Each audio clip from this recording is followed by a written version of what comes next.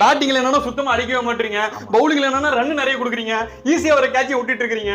ஏன்டா இப்படி பண்றீங்க? தெரியுங்களா? எல்லாம் லீக் மேட்ச் எவ்வளவு சூப்பரா பெர்ஃபார்ம் பண்ணோம். இப்ப கப்படிக்கு வரப்ப தோத்தா எவ்வளவு கஷ்டமா இருக்கும். ஃபேன்ஸ்லாம் இருக்காங்கடா, நம்ம வந்து பிளே ஆஃப் குள்ளார போயிட்டோம், கண்டிப்பா கப் அடிச்சுன்னு சொல்லிட்டு எவ்வளவு நம்பிக்கையா இருப்பாங்க. இப்ப தோத்தா அவங்களுக்கு எவ்வளவு கஷ்டமா இருக்கும். ஏன்டா இப்படி பண்றீங்க? எரியுதா, வலிக்குதா? இப்படிதானடா எங்களுக்கு இருந்திருக்கும். ஒவ்வொரு லீக் மேட்ச்ல எல்லாத்தையும் ஜெயிச்சுட்டு கப் அடிக்கிற நேரத்துல வந்து எங்களை தோக்கடிச்சேடா, ஞாபகம் இருக்கா? அப்ப எங்க ஃபேன்ஸ் அழுகும் போது எங்களுக்கு எவ்வளவு வலிச்சிருக்கும், எவ்வளவு வலிச்சிருக்கும்.